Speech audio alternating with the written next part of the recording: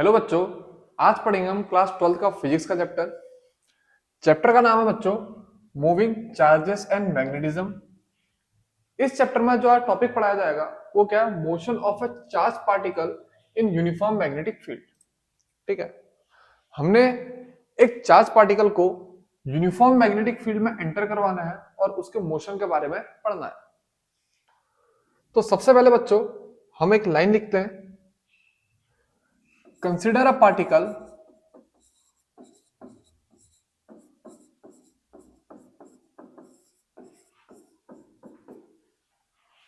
of charge q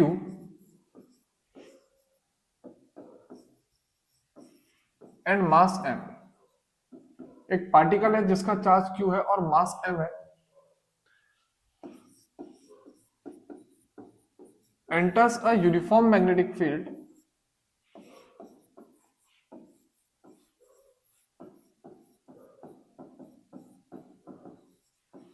b vector. वो एक magnetic field b vector में एंटर कर रहा है विद वेलोसिटी v वेक्टर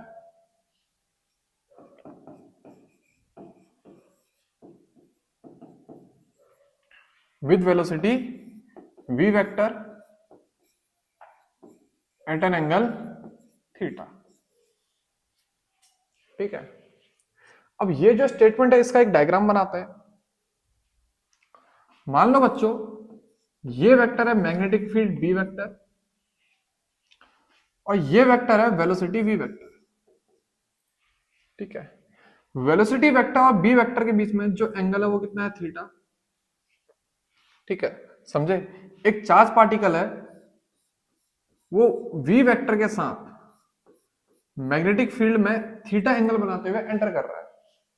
वो चार्ज पार्टिकल का जो चार्ज है वो कितना है, क्यू, और मास कितना है, M.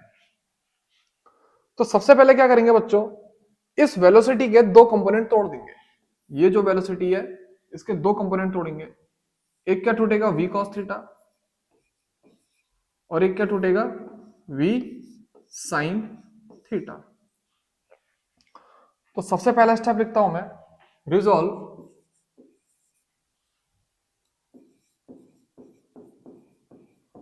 v vector into its components। ठीक है, दैट इज बच्चों पहला क्या होगा, v cos थीटा, और दूसरा क्या होगा, v sin थीटा। बच्चों जो v cos थीटा है ये मैग्नेटिक फील्ड के क्या है, पैरेलल। तो मैं लिखता हूं पैरेलल टू मैग्नेटिक फील्ड या फिर पैरेलल टू v वेक्टर। और जो v sin थीटा है ये मैग्नेटिक फील्ड के क्या है, परपेंडिकुलर।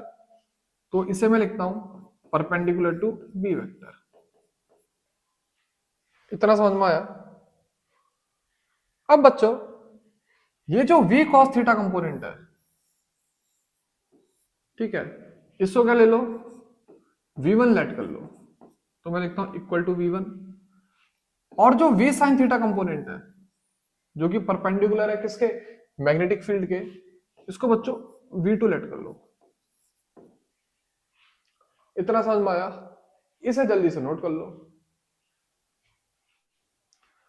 अब बच्चों एक एक करके हम v sin थीटा और v cos थीटा इन दोनों की वजह से कितना फोर्स एक्सपीरियंस हो रहा है वो निकालते हैं। ठीक है, तो मैं सबसे पहले v2 कंपोनेंट की बात करता हूं। मैं लिखता हूं फॉर v sin थीटा, जिसको क्या लिया है हमने, v2 लिया है, इसकी बात करते हैं। इस वजह से मैंने लिखा for v sin theta component. अब देखना बच्चों जो फोर्स एक्सपीरियंस होगा वो कितना होता है, q v2 vector cross b vector. इतना समझ में आया? अब देखना बच्चों ये जो वेक्टर है वो क्या है, मैग्नेटिक फील्ड b वेक्टर, और v2 वेक्टर मैग्नेटिक फील्ड के क्या है, परपेंडिकुलर है। ठीक है, तो जो फोर्स होगा वो क्या होगा, F vector equal to Q v2 vector cross b vector. और अगर मैं इसके मैग्नीट्यूड की बात करूं तो क्या होगा, Q modulus of v2 vector cross B vector. अब इसको जब एक्सपेंड करेंगे तो कितना आएगा बच्चों, q v2b साइन 90। समझे? देखो वेलोसिटी और मैग्नेटिक फील्ड के बीच में कितने का एंगल है, 90 डिग्री का। इस वजह से जब क्रॉस प्रोडक्ट को ओपन करेंगे क्या लिखेंगे, साइन 90। तो जो फोर्स आएगा वो कितना आएगा, F Q V two B sine 90। या फिर क्या लिखेंगे इसे, F equal to Q V two B sine 90 की वैल्यू 1। या फिर इस फोर्स को क्या लिखा जाएगा, F V sine theta B. यानी कि इस V2 कंपोनेंट के वजह से जो मैग्नेटिक फोर्स एक्सपीरियंस किया जा रहा होगा वो कितना होगा, Q V sine theta B. इतना समझ में आया? अब इसके बाद देखना बच्चों, इस फोर्स की जो डायरेक्शन होगी वो V2 और B दोनों के क्या होगी, परपेंडिकुलर होगी। क्यों? क्योंकि ये जो फोर्स है दोनों का क्रॉस प्रोडक्ट है।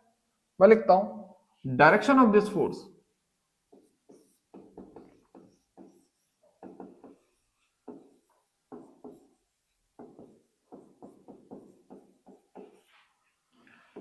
is perpendicular to both v2 vector and b vector। इतना समझ में आया?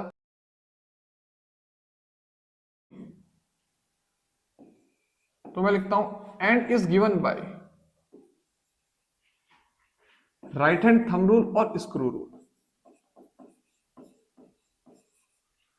इसकी जो डायरेक्शन होगी वो क्या होगी बच्चों, राइट हैंड थंब रूल से दी जाएगी या फिर स्क्रू रूल से दी जाएगी। ठीक है, ये जो फोर्स है V2 और B दोनों के क्या होगा, परपेंडिकुलर। ठीक है, और इसकी जो डायरेक्शन दी जाएगी या तो राइट हैंड रूल से दी जाएगी या तो स्क्रू रूल से दी जाएगी। ठीक है, राइट हैंड थंब रूल लिखना चाहो थंब रूल लिख लेना। इतना समझ में आया? अब बच्चों इसे नोट कर लो।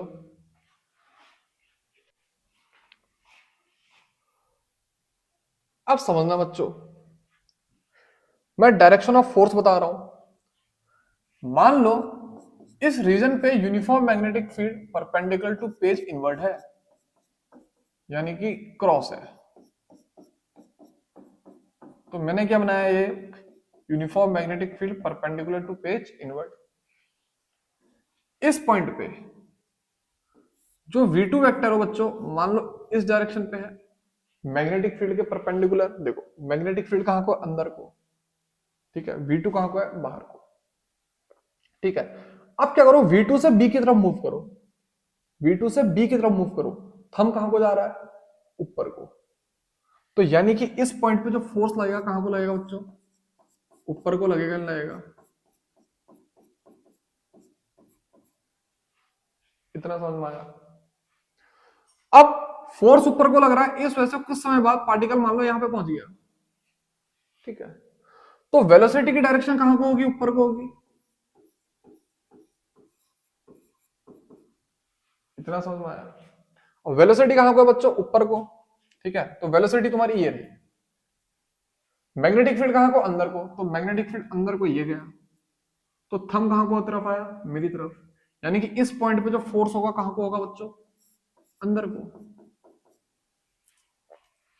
तो घूमते घूमते मान लो पार्टिकल आ गया यहां पे।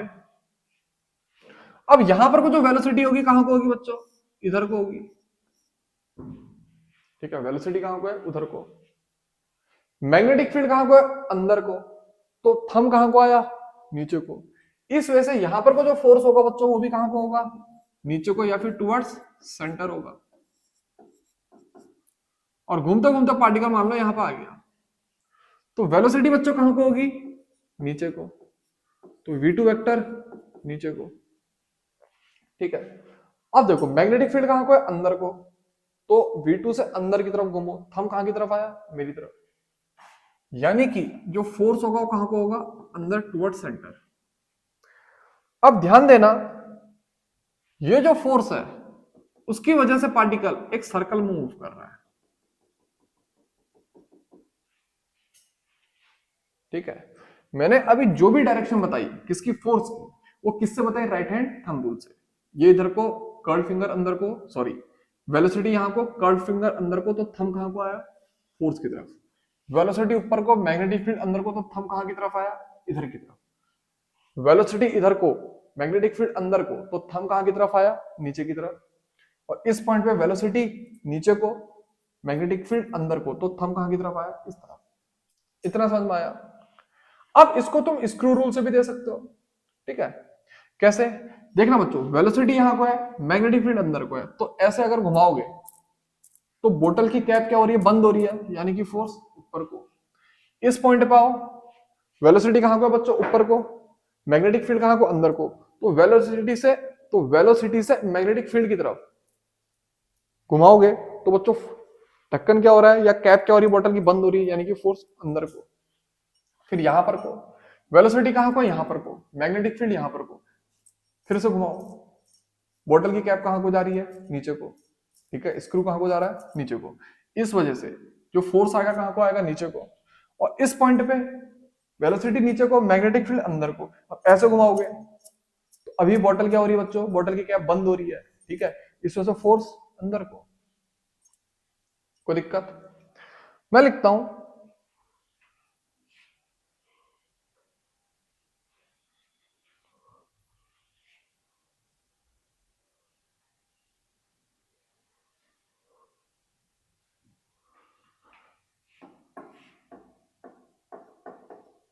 Due to this force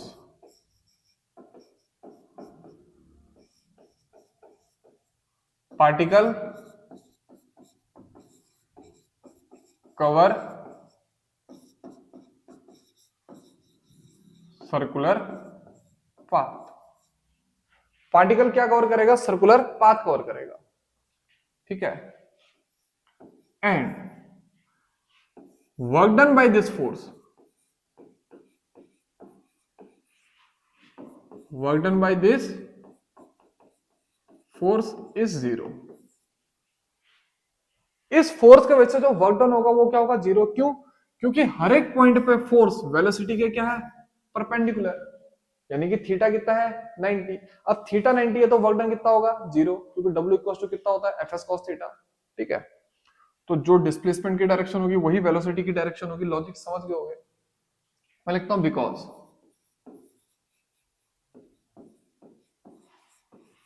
angle between force and v2 vector is 90 degree. समझ में आया। देयरफॉर ये जो फोर्स है सिर्फ और सिर्फ वेलोसिटी की डायरेक्शन चेंज करेगा, मैग्नीट्यूड नहीं चेंज करेगा। मैं लिखता हूं therefore this force only changes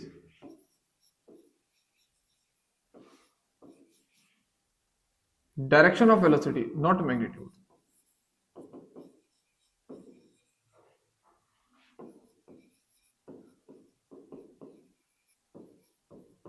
not magnitude. इतना समझ में आया। अब बच्चों इतने को नोट कर लो। अब बच्चों एक एक करके इस सर्कुलर पाथ की कैलकुलेशन करते हैं, ठीक है। मैं लिखता हूं रेडियस ऑफ सर्कुलर पाथ। ये जो सर्कुलर पाथ कवर कर रहा है इसकी रेडियस कितनी होगी, तो क्या लिखा है, रेडियस ऑफ सर्कुलर पाथ। देख लो बच्चों, उसको सर्कल में घूमने के लिए एक सेंट्रीपिटल फोर्स की जरूरत होगी, ठीक है, और वो कौन प्रोवाइड कराएगा, मैग्नेटिक फोर्स। मैं लिखता हूं necessary centripetal force required,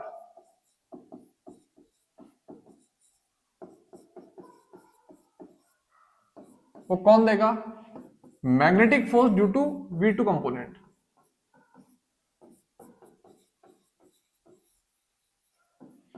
magnetic force due to V2 component. इतना समझ में आया।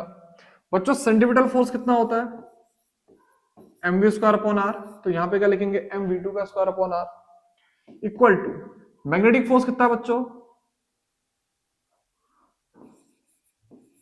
Q V two B. ठीक है, अभी कैलकुलेट करा हमने। अब बच्चों इस V2 से एक टाइम से एक कट कर देना, तो यहां से जो R की वैल्यू आएगी वो कितनी आएगी, M V two upon Q B, या फिर जिसे क्या बोलेंगे, M we sine theta upon Q B. ये क्या आएगी, रेडियस ऑफ सर्कुलर पाथ। इतना समझ में आया।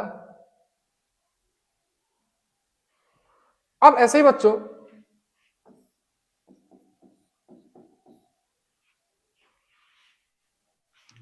अगर हमसे वेलोसिटी निकालने के लिए आया, ठीक है, तो यहीं से वेलोसिटी का फॉर्मूला भी लिख सकते हैं। आर इक्वल टू कितना है बच्चों, M we sine theta upon Q B, या फिर वी साइन थीटा, उसकी वैल्यू कितनी होगी, Q B are upon M. ठीक है, जैसे हम V2 भी बोल सकते हैं, किसके बराबर है, Q B are upon M. इतना समझ में आया। ठीक है, रेडियस ऑफ सर्कुलर पाथ, सीधे सीधे दो फॉर्मूला कंपेयर कर लो, एम वी टू का square by R equal to Q V two B, V2 से V2 कैंसिल और यहां से आर की वैल्यू आ गई। ठीक है, और कभी अगर वेलोसिटी निकालने के लिए आए तो वेलोसिटी को सीधे सीधे इसी फॉर्मूले को सॉल्व कर लेना। ठीक है, ये r equal to m we sine theta upon Q B और v sine theta equal to q B are upon m, या फिर V2 equal to q B are upon m. अब बच्चों इसके बाद इसको जल्दी से नोट कर लो। ठीक है, अब इसके बाद बात करेंगे टाइम पीरियड ऑफ रिवॉल्यूशन। ठीक है, तो हम लिखते हैं टाइम पीरियड ऑफ रिवॉल्यूशन।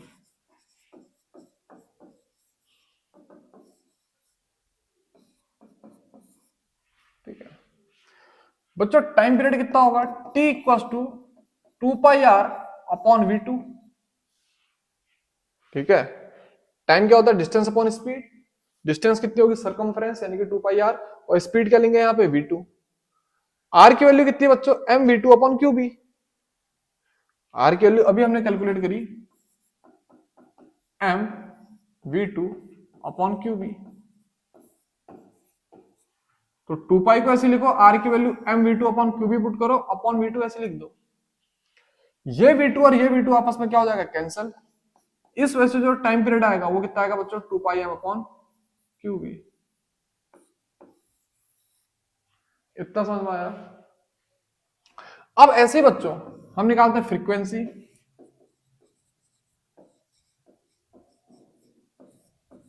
जो फ्रीक्वेंसी होती है वो टाइम पीरियड का क्या होता है, रेसिप्रोकल। तो मैंने क्या लिखा, frequency equal to 1/t। Time period कितना बच्चों, 2πm अपॉन क्यू बी, यानी कि जो फ्रीक्वेंसी होगी वो कितनी होगी, क्यू बी अपॉन 2πm। इतना समझ में आया। अब बच्चों इन दोनों फॉर्मूलों को एक बार कंपेयर करो, इसको और इसको कंपेयर करो, मतलब ऑब्जर्व करो। टाइम पीरियड ना तो रेडियस पे डिपेंड कर रहा है ना तो वेलोसिटी पे डिपेंड कर रहा है। ऐसी फ्रीक्वेंसी ना तो रेडियस पे डिपेंड कर रही है ना तो वेलोसिटी पे डिपेंड कर रही है। ये दोनों किस पे डिपेंड कर रहे हैं, मास और चार्ज के रेशियो पे। या फिर फ्रीक्वेंसी किस पे डिपेंड कर रही है, चार्ज और मास के रेशियो पे। समझ में आया। तो एक स्टेटमेंट लिखता है, नोट,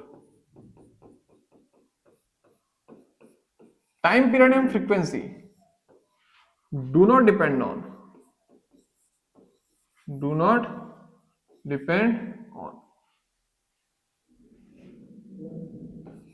वेलोसिटी एंड रेडियस। ना तो v2 पे डिपेंड कर रहा है ना तो रेडियस पे डिपेंड कर रहा है। ठीक है,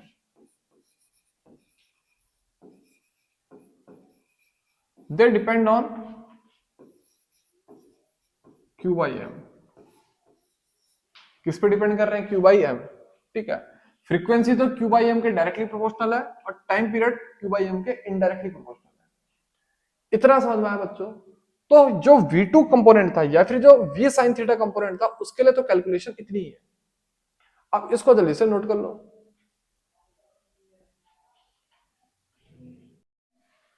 अब बच्चों बात करेंगे v cos थीटा कंपोनेंट की। तो मैं लिखता हूं फॉर v cos थीटा जिसको हमने v1 लेट किया है उस कंपोनेंट की, ठीक है। अब ये जो वेक्टर बच्चों क्या है, मैग्नेटिक फील्ड भी, ठीक है। और इसी के अलोंग जो दूसरा वेक्टर है वो क्या है, v1 वेक्टर, ठीक है। b वेक्टर के अलोंग ही क्या है, v1 वेक्टर। तो जो फोर्स एक्सपीरियंस होगा उसको कैलकुलेट करता हूं, देखता हूं force due to v1 vector.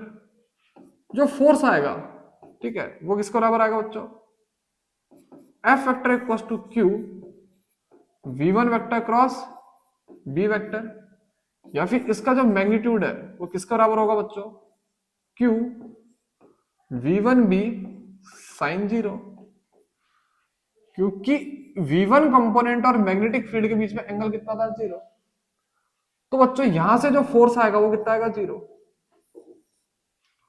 यानी कि चार्ज पार्टिकल इस v1 के वजह से कोई भी फोर्स एक्सपीरियंस नहीं कर रहा है, ठीक है। तो एक स्टेटमेंट लिखते हैं, therefore charge particle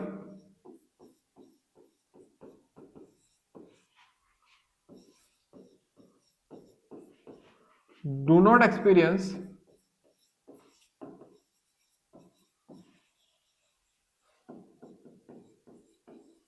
any force, therefore charge particle do not experience any force due to v1 या फिर v cos theta, and move linearly, linearly मतलब एक स्ट्रेट लाइन में चलेगा, ठीक है, ड्यू टू दिस फोर्स। इस फोर्स के वजह से वो एक स्ट्रेट लाइन पे मूव करेगा। इतना समझ में आया।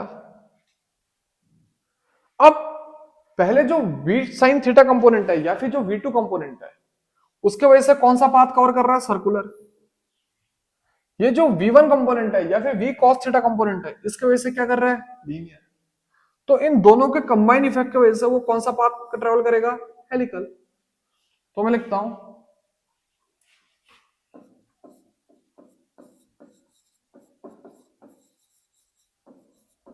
Due to combined effect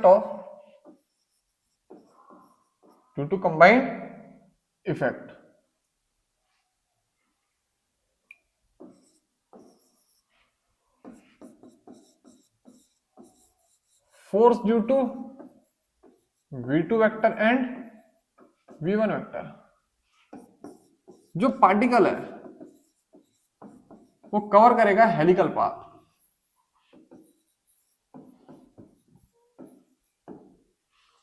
particle क्या कवर करेगा, हेलिकल पाथ, यानी कि कुछ इस तरीके से मूव करेगा।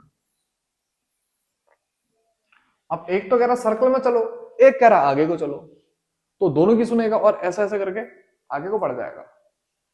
इतना समझ में आया। अब इसके बाद बच्चों हमने पढ़नी है एक डेफिनेशन पिच की। किसकी पढ़नी है, पिच।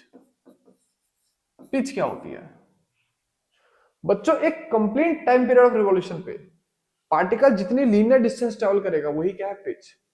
मैं लिखता हूं लीनियर डिस्टेंस